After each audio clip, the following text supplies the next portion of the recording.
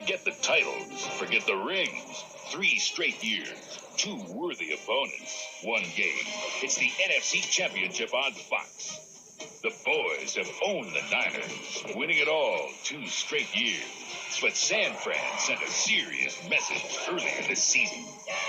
Mr. Troy's looking for 3 straight, but for Steve, his kingdom means nothing until he wears the crown.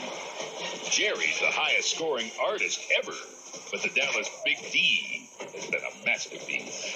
Michael loves his high-flying maneuvers, so the Niners brought in an air traffic controller. For Barry, this game means Judgment Day, while a loss for George could mean his last day. Emmett vows to carry the load, but without him, the Niners got a leg up. It's the team of the 80s versus the team of the 90s. The battle of the decade. Now, live from Candlestick, 4 guys who together have more rings than Liz Taylor. The NFC Championship on Fox. Candlestick Park, and yes, the 49ers stayed hungry all year just to hold this pre-Super Bowl bash. And there's Steve Young, the league's MVP. He heads the guest list and wants his first Super Bowl ring as a starter. But Troy Aikman, who's never lost a playoff start, could spoil Young's fun. And Michael Irvin guaranteed a record 3rd straight Super Bowl crown. But guess what? San Francisco's Jerry Rice definitely won't be honoring that guarantee. And Deion Sanders, he's the hired gun who passed up millions just to be here, while wild horses couldn't keep a cowboy named Emmett away from this shootout. And welcome to San Francisco, folks. Indeed, welcome to the NFC Championship here on Fox. Well, it was way back in September. We welcome you to a new era in NFL television coverage. 20 weeks and 97 games later, we invite you to sit back and enjoy an old-fashioned grudge match. 2 proud teams prepared to lay it all on the line in a game that has produced the last 10 Super Bowl champions. I'm James Brown, and I am pleased to be joined by 3 guys who know what this is all about. They have either coached or played in 9 conference championships and won 7. And Jimmy and Howie, no question. I'm glad we have some football knowledgeable fans because they swear Terry's won all 7 in both conferences. Yeah, I tell you, I'm as excited as these fans out here. I know one of the greatest memories I had in pro coaching is right out here 2 years ago in this championship game. I tell you, I'm pumped up. I got here at 7:30 this morning, wanted to suit up. Nobody wanted an old broke down defensive tackle, though. And I kept wondering, Howie and I were talking, I said, I could not sleep all night long, and I'll soon be 40. Can you believe that? I'll soon be 40. This is your 5th NFC Championship you're covering, 6th AFC you played in. Do you still get the itch? Absolutely, JV. Like I said, I really couldn't sleep last night. I was excited to get up. This is what it's all about, a chance to win a game and go on and be a part of history, winning a Super Bowl. All right, and we're going to tap the collective expertise of you guys in just a bit, but ever since he re-injured his hamstring last week, Emmitt Smith has had more people discussing the shape of his legs than did Sharon Stone after Basic Instinct. Well, guess what? Pat Summerall and John Madden have an update, and no, not on Sharon, but on Emmitt. Gentlemen. All right, thank you very much. And I can't remember, John, a more exciting game. Every cliche you've ever heard about this being a big one fits this one. Well, we can just see how excited the guys were down there. And, you know, when we were talking to the players and coaches, they all had that same feeling. And I don't ever remember seeing 2 teams, the players, the coaches, everyone involved, as excited about the game as these 2 teams are about this one, and that includes Super Bowls. And remember last year they had a fight? Well, this year they had another fight. Yeah, last year, remember, this was in the championship game in Dallas. This was before the pregame introductions. They were getting all ready to be introduced, and boom, a fight breaks out. So you think, well, that'll never happen again. But watch what happened today in the pregame warm-up. The 49ers are down there warming up. Here comes a batch of Cowboys, and they just start warming up in their warm-ups. And lo and behold, Pat, a fight breaks out. Look at this. There's action down there before the action. And among those in that fight was number 22, Emmitt Smith. And, of course, his health has been one of the big question marks about his availability this week. I talked to him yesterday about how he felt. I would say that I'm somewhere in the low 90s to mid 90s at that. I don't think I'm not close to 100%, and I'm not actually running at a full speed tilt right now either. But I think I am moving around well enough where I can get yardage, plus yardage and stuff. And he wants to get that plus yardage, and he was telling us last night that last week he didn't feel that he played smart, but today he wants to play a full game, and he wants to play smart and under control. Of course, after Emmitt Smith, the next biggest story has been the weather and the condition of the field here at Candlestick. Well, Matt Millen is down there right now, so let's send it down to Matt. Yeah, thanks, Pat. You know, all week long they talked about the range, but hey, look, the football gods are with us. There's nothing in sight. And if you talk to the NFL about the field, they say it's in absolutely great shape. But if you come down here, take a look at this. If they think this isn't good, they're going to have a lot of problems, because when you talk to the players, they say it's worse than it was last week. And when you talk to them about 2 years ago, they say it's even worse then. To make matters worse, at the baseball end of the field, it's really chewed up. In fact, last week, most of the drives in that divisional playoff game came down at this end, and the 49er offense chewed it up even more. One note that I think is very funny, you know, they talk about home field advantage. Now, this morning at 9:30, they took the tarps off. There was all kinds of rain, all kinds of water on top.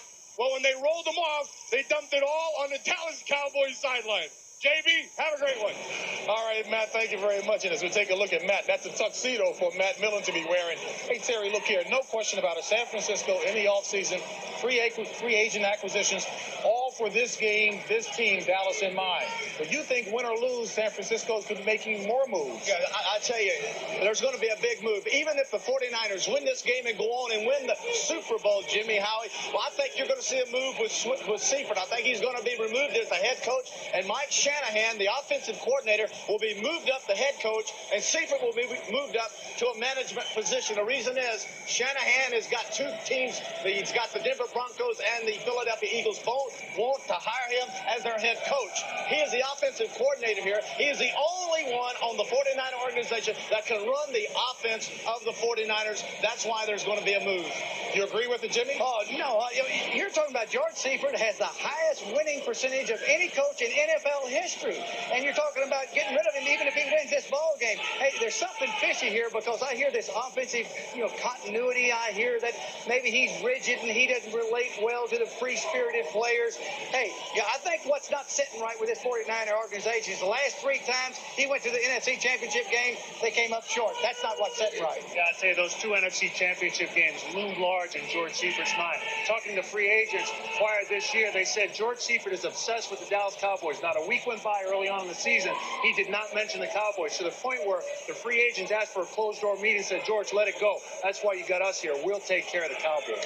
Well, I tell you what, if George Seifert can accommodate Deion Sanders and his expressionist style, he can accommodate anybody. All right, fellas, a lot of good stuff there. We've got a lot more coming your way. Jimmy and Howie will give their keys to victory for both teams, and Terry has a timely interview with the Cowboys' Barry Switzer on the morning of the biggest game of his coaching career. NFC Championship is brought to you by Aflac, insuring over 38 million people worldwide. By Quaker State 4x4 Motor Oil, the intelligent oil for hard-working engines. By American Airlines, something special in the air. And by Red Lobster, for the seafood lover in you. What a difference a year makes. In last season's championship game, Ken Norton had 6 tackles, including 5 solos. That for Dallas. And on the other side of the field, after 6 seasons and 2 Super Bowls with the Niners, Charles Haley was traded to the Cowboys in '92. He delivered 2 Dallas Super Bowls, proving that victory is the best revenge.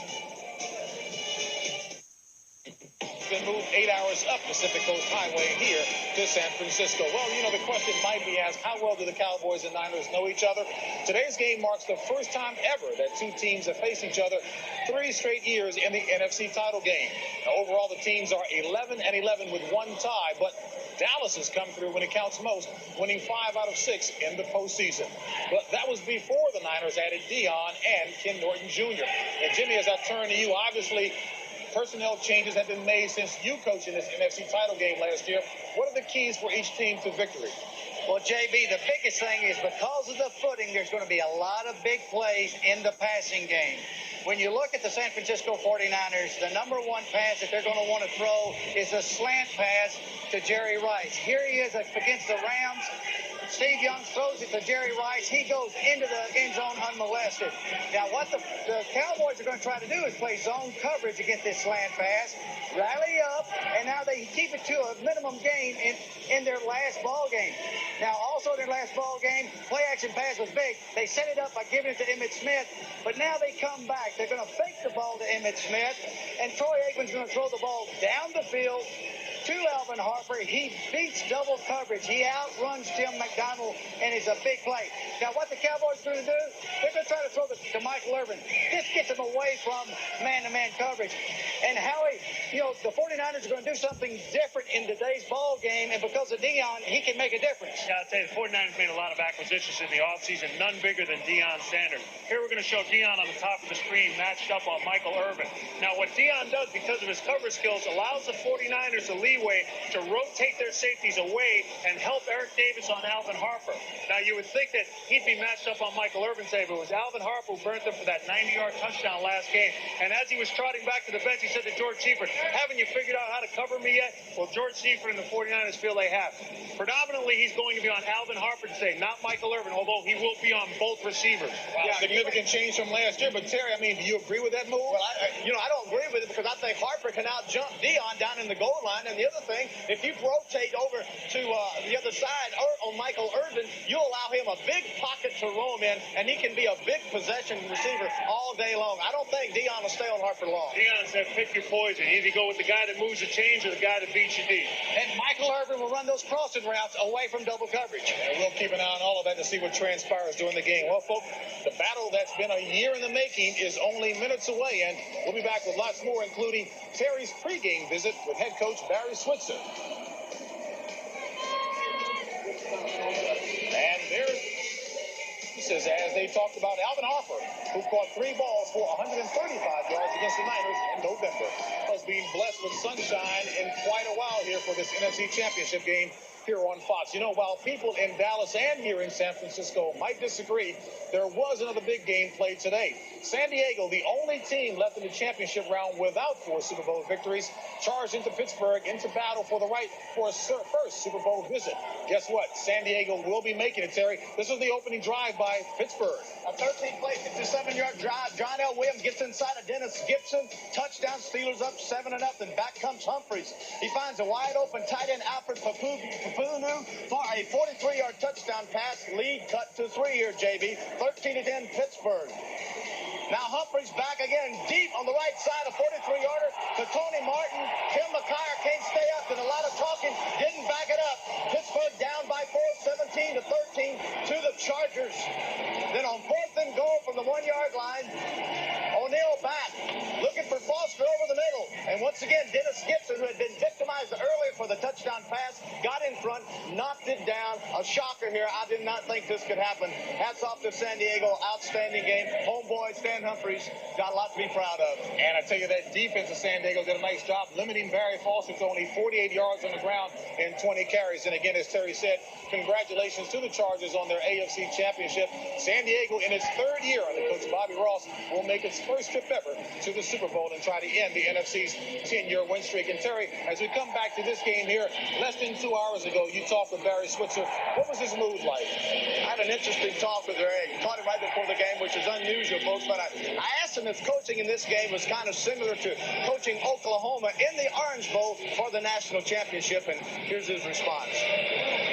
The magnitude of it obviously doesn't compare, but the attention given to it. But, when you play, the best plays the best for a national championship, whether it's Miami or Penn State or whoever it might be, the same emotion, the same intensity, the same focus goes into it. And I think then same preparation. So the rewards, the gains are the same, but doesn't have the meaning because this is the best level. This is the best players, and obviously more people watch that happening than any other sporting event there's ever been played again.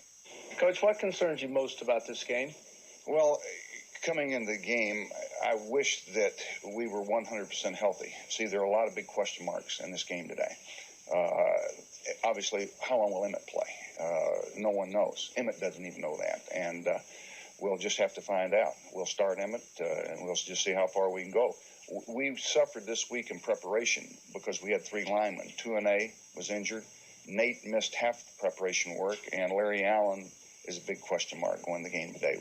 His ankle was immobilized. He looked club-footed, practicing, very stiff, awkward-looking. I don't know how far he'll go. And Ron Stone is a third-team tackle. If this is a close game near the end, what do you think will make the difference for the Cowboys to win? The emotional edge won't be the difference in this ball game today. Every team will spill it out. We're all going to empty our buckets. We know this will be a 60-minute game. Last week we won it in 30 minutes.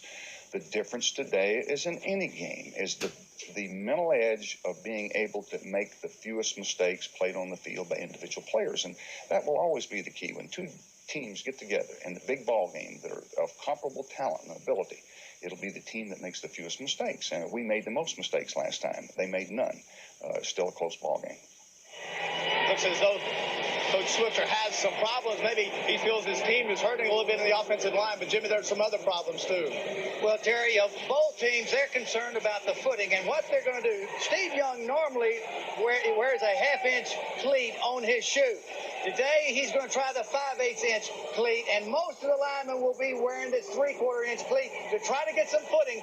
The Cowboys said that field is just like green mud, and so they're concerned about the footing now. Howie? Yeah, I'll tell you. Troy Aikman's got some concerns. Troy's worried about a wet ball. Obviously, last time he played in a big game, a wet ball was Philadelphia on Halloween. He went 9 for 19, under 100 yards. Now, normally in this game, they use 12 balls in the first half, 12 balls in the second half. Jerry Jones successfully petitioned the league to kick the number of balls up. They're going to use 24 in the first half, 24 in the second half, with 12 emergency balls. But a big factor no one thinks of is a new ball's real slick. It could be worse than a wet ball. The real problem is get the mud off the ball. That's the reason it's slick. You dip it in water, come out with it, you're fine. Wow, so the owner may have out-slicked himself there, Howie. All right, folks, we'll be right back with some final thoughts on our final pregame show of this season as we take a look and a listen to the Dallas Cowboys being introduced to the San Francisco crowd. Texas El Paso, number 92, Tony Tolbert.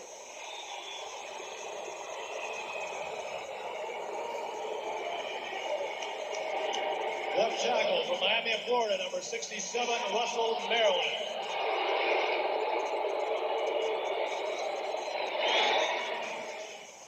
Right tackle from Concordia State, number 78, Leon Lett.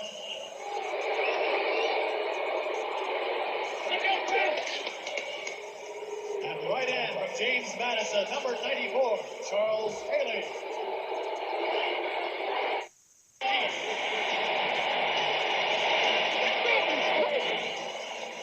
And right tackle from North Carolina, number 79, Terrence. This is the game the Niners wanted. They've got it as we listen to the introduction to the home crowd here at Candlestick Park. And as we get set for our final thoughts, let's start first with the coach, Jimmy Johnson. Maybe because of the footing, look for problems in the kicking game. I look for some long kickoff returns. I look for some missed kicks and possibly some block kicks in this game. A big problem for the Cowboys last game was the red zone. Troy Aikman threw 2 interceptions. The big reason they say for that is Merton Hanks was left available to float in the secondary because Dallas kept their running backs in. Today they will release their running back, 5-man pattern. Merton Hanks will have to account for Emmitt Smith. That will open up Troy Aikman. Yeah, you look for the 49ers to feature not Ricky Waters because the field being sloppy and slow will neutralize his cutting ability. Look for Floyd, the fullback, to carry the load running the game between the tackles. All right, Dallas and San Francisco, number 3. Folks, we hope you've enjoyed this first season of Fox NFL Sunday almost as much as we've enjoyed bringing it to you. We'll be joining you throughout the day, but right now, the game is Pat and John and Matt Miller bring you the action. Folks, we'll see you back. Gentlemen.